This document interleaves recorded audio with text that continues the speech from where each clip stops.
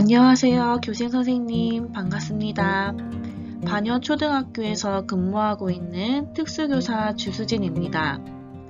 선생님들께서 학교에서 이미 특수교육학의 개론적인 내용들은 공부하신 걸로 알고 있어요. 그래서 오늘은 교직 생활에서 언젠간 만나게 되는 통합학급에 관한 주제로 이야기해 보려고 합니다. 우선 목차를 한번 살펴보겠습니다. 크게 4개로 나누어 보았는데요. 통합교육의 개념과 교육과정은 이론적인 내용으로 간단히 말씀드리고 넘어가고, 함께 만드는 1년 행복한 교실 만들기는 실제 통합학급에 적용할 수 있는 내용들을 담고 있어서 2가지 주제를 좀 더 자세하게 다뤄보겠습니다. 선생님들, 통합교육이 무엇인지 알고 계시죠? 장애인 등에 대한 특수교육법에 명시되어 있는 것을 살펴보면 통합교육은 특수교육 대상자가 일반 학교에서 차별받지 않고 친구들과 함께 교육받는 것을 말해요. 그럼 통합교육은 왜 해야 하는 걸까요? 분리교육은 차별이니까 같이 해야 한다. 그렇게 생각할 수도 있겠죠. 통합교육의 필요성이라고 해서 살펴보면 특수교육 대상 학생뿐 아니라 일반 학생 모두에게 긍정적인 영향이 있기 때문이에요. 특수교육 대상 학생 입장에서 가장 큰 이유는 앞으로 성인이 되어 사회에 나가기 전에 다양한 경험을 할 수 있는 곳이 학교이기 때문이에요. 다양한 경험에는 사회적 기술이나 의사소통 능력이 포함될 수 있겠죠. 그럼 일반 학생에게는 어떤가요? 일부 사람들은 특수교육 대상 학생이 있으면 학습권이 침해된다, 피해를 본다는 이유로 꺼리거나 반대를 하기도 해요. 하지만 장기적인 측면에서 생각해 보면 인간의 다양성을 수용하고 폭넓은 세계관, 인생관을 가르치지 않아도 자연스럽게 배울 수 있는 것 같아요. 선생님들도 초중고를 다니면서 같은 반 친구로 만난 적이 있지 않나요? 조금은 불편했을 수도 있지만 같이 생활했다는 것 자체가 제 생각으로는 한 개인의 경험의 폭을 좀 더 깊고 넓게 만들 수 있다고 생각해요. 법적 근거는 한번 살펴보시면 이 많은 곳에서 통합교육을 말하고 있구나 정도로 해서 넘어가면 되겠습니다. 2번째 주제로 넘어가겠습니다. 여기서는 특수교육 대상 학생 교육과정 그리고 개별화 교육 계획에 대해 간단하게 이야기할게요. 특수교육 대상 학생의 교육과정은 학생의 장애 특성이나 수준에 따라 달라집니다. 기본적으로 학생이 속한 학년의 수업 편제를 동일하게 적용해요. 하지만 필요에 따라 기본교육과정이라고 하는 특수교육과정을 따르기도 합니다. 이건 전체 교과가 될 수도 있고 일부 교과가 될 수도 있고 학생의 학습 능력이나 장애 정도에 따라 결정하게 돼요. 다음으로 IEP라고 불리는 개별화 교육 계획에 대해 말씀드리겠습니다.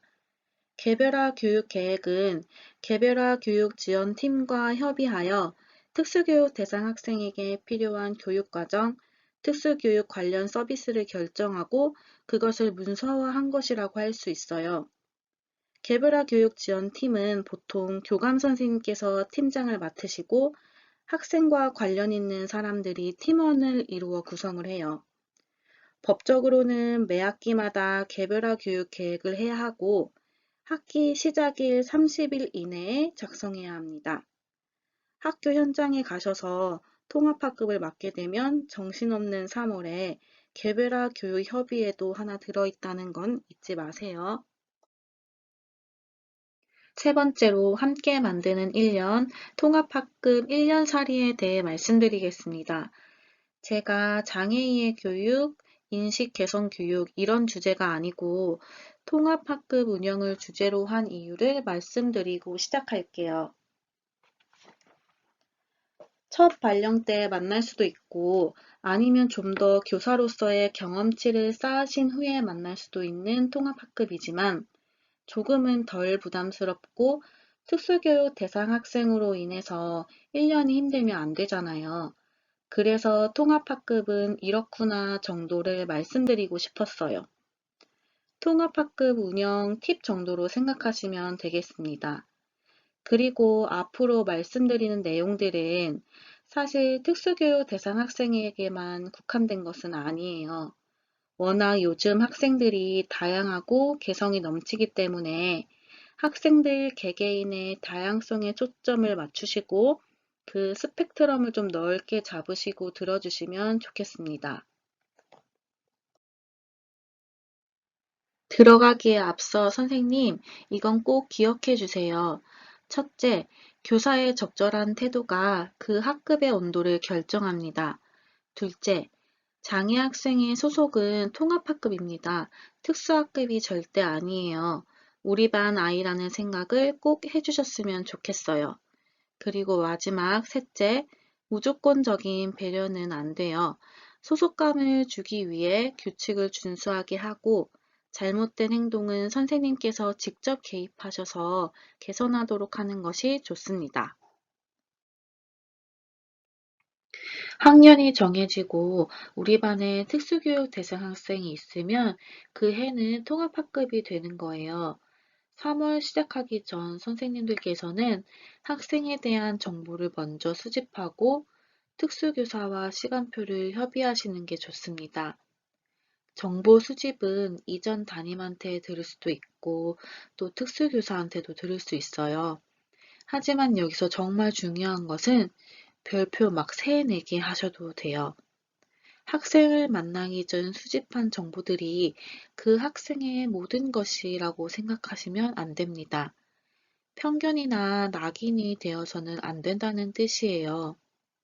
시간표의 경우는 보통 통합학급 시간표에 맞춰서 특수학급 시간표를 정합니다. 하지만 특수학급 운영이나 특수교육 실무원 지원에 따라서 여러 가지 문제가 있을 때 특수교사가 변경할 수 있는가 물어보기도 해요.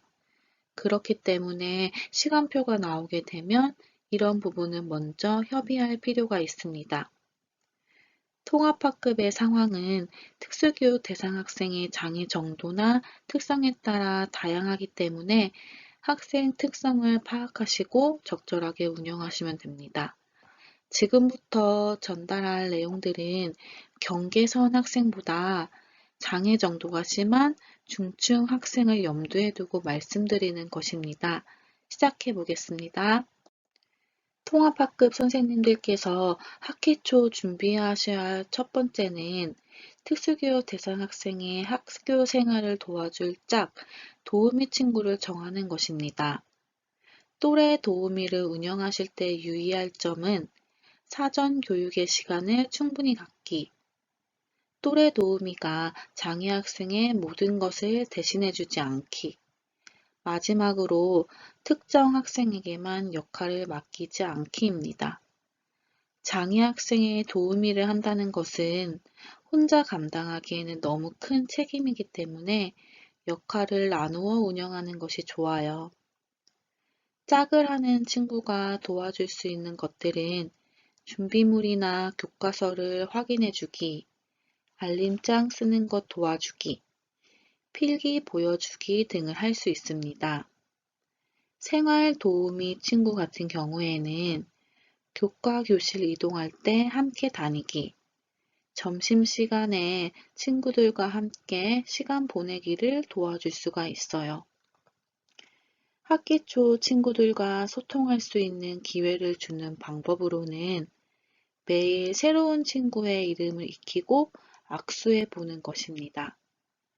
이러한 경험들이 별것 아닌 것처럼 보일 수 있지만 장애 학생에게는 우리 반 내 친구들을 알아볼 수 있는 좋은 기회예요. 두 번째로 1인 1 역할하기 학급 규칙 지키기에 대해서 알아보겠습니다. 장애 학생이 해볼 만한 역할에는 우유 당번, 화분에 물 주기, TV 켜고 끄기, 나눠주기, 걷어오기 등이 있습니다.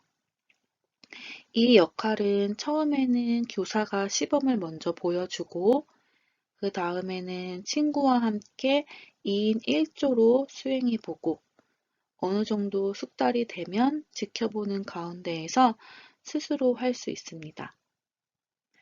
이때 주의하셔야 할 것은 짧고 쉬운 청유형 문장으로 지시하고 한 번에 한 가지씩 지시해야 장애 학생이 수행하기가 쉬워요. 예를 들면 정말 인지 수준이 낮은 학생의 경우에 책상을 닦아보자 라고 말하기보다는 먼저 걸레를 잡자, 책상 위를 닦아보자 이렇게 세분화하여 지시해 주는 것이 좋습니다. 학급 규칙 같은 경우에는 1인 1 역할 할 때와 마찬가지로 간단하고 명료하게 알려주세요. 특히 시각적 자극에 강점을 보이는 자폐성 장애 학생의 경우에는 그림이나 사진 카드를 만들어서 제시하면 빠르게 이해할 수 있어요. 다음으로 학교 행사와 관련한 내용을 말씀드리겠습니다. 학교 행사라 하면 무엇이 있을까요? 교회로 나가는 현장 체험 학습, 수학여행 정도가 있겠고, 학급에서 일정 기간 연습하여 결과물로 보여지는 운동회나 학예회 등이 있겠죠. 또 행사라고 하기에는 좀 거창하지만 공개 수업 역시 장애 학생의 통합을 생각해 볼 때 고민해야 할 부분입니다. 먼저 현장 체험 학습이나 수학 여행을 살펴볼까요? 사전 준비로 체크해 보아야 할 것은 특수교사나 특수교육 실무원의 지원 여부를 확인해 보는 것입니다. 거의 지원을 나간다고 보시면 되는데 그래도 특수교사나 특수교육 실무원의 전반적인 지원보다는 친구들과의 함께 어울릴 수 있는 부분, 교사가 직접 도와야 하는 부분을 미리 파악하셔서 계획하는 것이 좋습니다. 그리고 이건 개인적인 생각이지만 수학여행이나 수련회 같은 경우 일반 학생들도 친구들과 특별한 추억을 쌓는 소중한 시간이기 때문에 그것 또한 존중되어야 된다고 생각을 해요. 정말 착한 친구 같은 경우에는 어떤 역할이 주어지면 힘들고 스트레스를 받아도 그 역할을 충실하게 해내려고 하기 때문에 어느 정도 교사가 미리 범위를 정해주는 것이 좋습니다. 다음으로 체육대회, 운동회, 교육성과 발표회에 대해서 알아보겠습니다. 대체로 무용 종목, 경기 종목 이렇게 나누어 생각해 보시면 될 것 같아요. 단체 무용의 경우 어떻게 하면 특수교육 대상 학생이 소외되는 일이 없고 적절하게 참여할 수 있을까요? 제가 말씀 안 드려도 선생님들 머릿속에 적절하게 참여하는 방법들이 나열될 수 있다고 봐요. 그래도 한번 예를 들어 보겠습니다.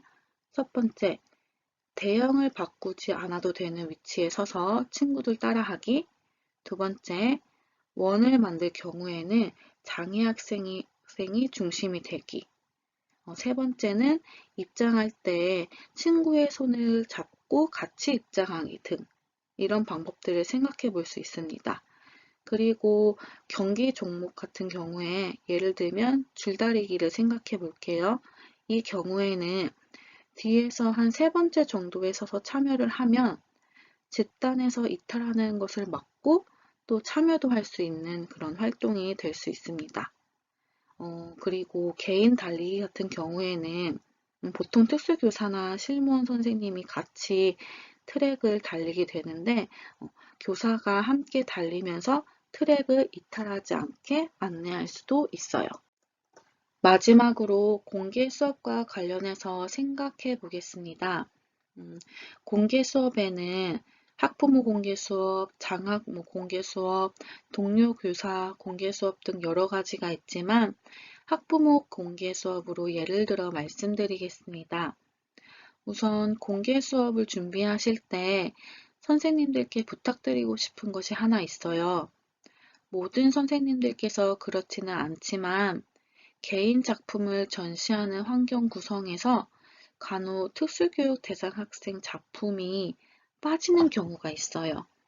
별거 아닌 것 같지만 선생님의 섬세한 센스를 발휘해 주셨으면 좋겠어요.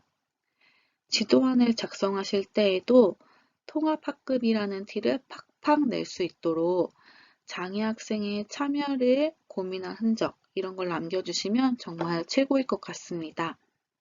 지도안 유의점란에 장애 학생의 활동이나 또래 도우미 활용 이런 것들을 기재하면 좋겠죠. 그리고 돌발 상황 발생 시 난 어떻게 대처하실 것인가 이것도 한번 생각해 보시면 좋을 것 같아요. 만약 특수교육 대상 학생이 발표를 하고 싶은 이런 상황이 발생하게 된다면 짝과 함께 발표해 보기, 모든 친구들과 함께 발표해 보기 이런 식으로 같이 할 수 있는 발표로 하시는 것도 좋은 방법입니다. 이제 특수교육 대상 학생 학부모 상담 시 유의해야 할 사항에 대해 말씀드리겠습니다. 교실에 다양한 학생들이 같이 생활하듯이 학부모님들의 성향도 참 다양한 것 같아요. 수용적이고 관대한 학부모님, 적대적인 학부모님, 어느 정도의 우울감을 가지고 계신 학부모님, 교사한테 드러내는 반응은 제각기이지만 그 내면을 들여다보면 부모님의 마음은 다 비슷한 것 같습니다. 조금은 다른 우리 아이가 친구들에게 방해는 되지 않을까? 선생님들을 곤란하고 힘들게 하지는 않을까? 이 마음은 다 가지고 계시는 것 같아요. 그래서 특수교사의 10마디보다 담임 선생님의 한마디가 학부모님들에게는 크게 다가오는 듯합니다. 객관적이고 사실을 바탕으로 말씀은 드리되 교사가 일방적으로 말하는 것은 피하고 학부모님의 이야기를 경청하고 공감하는 자세를 취한다면 학부모님들도 마음을 여시는 것 같아요. 예를 들면 제 전공이 아니라서 잘 모르겠습니다 라고 말하기보다는 아직 땡땡이에 관해서 충분히 알고 있지는 않지만 함께 좋은 방법을 찾아봐요 정도가 좋습니다. 옆에 있는 단계는 장애 학생 부모의 장애 수용 단계에 따른 지원 방법이에요. 한번 읽어보시기 바랍니다. 다음으로 특수교육 실무원 및 진단평가를 위한 선별검사에 대해 말씀드리겠습니다. 특수교육 실무원은 장애 학생의 장애 특성 정도에 따라서 전반적인 지원이 될 수도 있고 시간제로 지원이 될 수도 있습니다. 특수교육 실무원에 대한 법적 근거를 살펴보면 교사의 지시에 따라라고 단서가 붙어 있어요. 이것은 매우 중요한 이야기예요. 실무원이 있으니 알아서 해 주시겠지가 아니라 선생님이 주체적으로 실무원의 지원 범위를 결정하시면서 학급을 운영하셔야 합니다. 특수교육 실무원만 알고 있고 특수교사, 담임교사가 모르는 일은 없어야 하고 모든 상담은 교사에게 할 수 있도록 해야 합니다. 다음으로 선별검사 시에 알아두어야 할 사항에 대해서 말씀드릴게요. 첫 번째는 검사자는 최소한 3개월 이상 생활을 한 사람이어야 하고 둘째, 선별검사 결과 장애로 선별된 학생은 보호자의 동의를 얻어 장애진단 검사를 실시할 필요가 있습니다. 마지막으로 특수학급이 설치된 학교는 특수교사한테 당연히 문의하시면 되는데 특수학급이 미설치된 학교 같은 경우에는 특수교육 업무를 담당하는 업무 담당자나 교육지원청 특수교육지원센터에 문의하시면 자세하게 알려주세요. 마지막 챕터입니다. 행복한 교실 만들기를 주제로 학습 지도, 문제행동 지도에 대해서 알아보겠습니다. 특수교육 대상 학생의 학습 지도 같은 경우 기초학습 기술을 파악하고 교수적 수정을 생각해 볼 수 있습니다. 기초학습 기술은 학습을 가능하게 하는 가장 기본적인 기술이에요. 왼쪽 표를 보시면 어떤 기술들이 있는지 알 수 있습니다. 연필을 바로 잡을 수 있는지, 의자에 바르게 앉아 있을 수 있는지, 말하는 이를 쳐다보며 듣는지, 만약 이러한 기본적인 기술을 아직 습득하지 못한 학생이면은 여기서부터 지도를 시작하면 되겠지요. 다음으로 교수적 수정에 대해서 말씀드리겠습니다. 교수적 수정은 교수 적합화라고 말하기도 해요.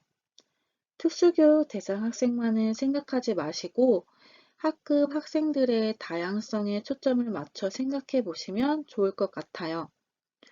교수적 수정을 말씀드리기 전에 선생님들 혹시 보편적 학습 설계에 대해서 들어본 적 있으세요?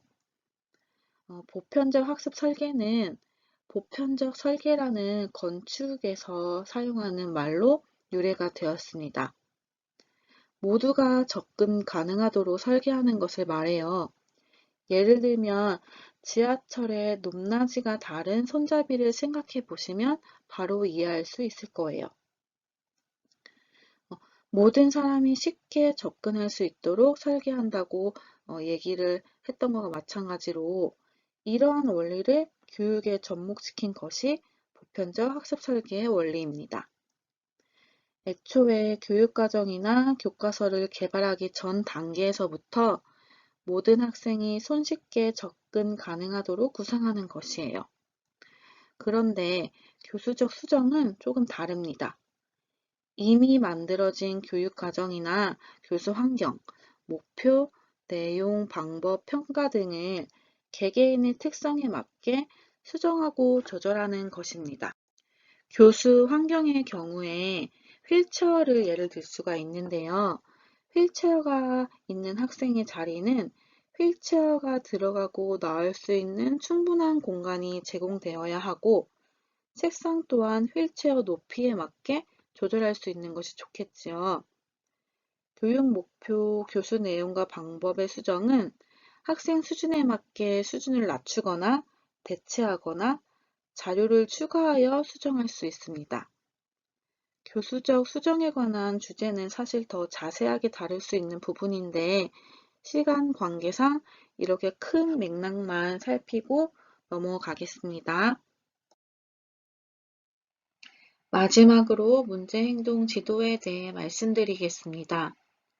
최근 특수교육에서는 문제행동을 지도하는 데 있어서 긍정적 행동 지원이라는 이론을 적용하는 추세입니다. 긍정적 행동 지원에는 학생의 바람직한 행동이나 문제 행동 모두 이유가 있다고 보는 관점이에요.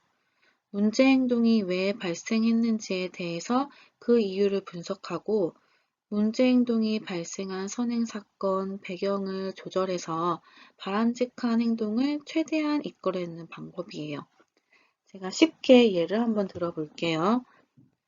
자폐성 장애가 있는 친구가 배가 고프면 더 소리를 지르고 상동행동이라고 하죠. 몸을 계속 흔드는 행동도 심해진다고 합시다. 과거의 행동수정의 관점에서 접근을 하면 문제 행동에 대해서는 벌을 주거나 바람직한 행동에 대해서는 상을 주는 방법으로 지도를 했어요. 물론 때에 따라서는 이 방법이 빠른 변화를 줄 수가 있겠죠. 하지만 학생의 전생애적 관점, 인간 존엄의 관점에서 생각해 보면 거기서 긍정적 행동 지원이라는 이론을 가지고 오게 된 거예요. 소리를 지르고 상동 행동의 증가가 배고픔이라는 원인에서 왔다면 문제 행동을 줄일 수 있는 방법으로 어떻게 하면 될까요? 선행 사건을 바꿔주기만 하면 됩니다. 배가 고프지 않게 해주면 문제 행동이 일어나지 않게 되는 거예요. 생각보다 간단하죠? 어떻게 보면 문제 행동을 예방할 수 있는 방법이라고 할 수 있어요. 남은 자료에는 제가 이런 관점으로 Q&A를 만들어 보았습니다. 하나씩 살펴보시고 통합학급 운영하실 때 적용해 보시면 좋을 것 같아요. 첫 번째 질문에는 쉴 새 없이 이야기하고 확인받으려는 행동. 밑에 보면은 어떻게 하면 될까요? 라는 내용들이 나와 있고요. 또 두 번째는 수업 시간에 교내외를 돌아다니는 행동. 세 번째는 공격적인 행동. 이제 마지막에는 수업 도중에 갑자기 괴성을 지르는 돌발적인 행동을 할 때 어떻게 하면 좋을까요?에 관한 이야기들이 밑에 있습니다. 네, 제가 준비한 내용은 여기까지입니다. 어떠셨나요? 정해진 시간 안에 전달하려다 보니 자세히 다루지 못한 내용들도 많이 있습니다. 통합학급 운영이 이렇게 되는구나 정도로 알고 가시면 좋겠습니다. 발령 받으시고 현장에 가시면 충분히 더 잘해내실 거라 저는 생각해요. 코로나로 인해 그 이전과는 다른 학교 분위기이지만 남은 교생 실습 마무리 잘 하셨으면 좋겠습니다. 감사합니다.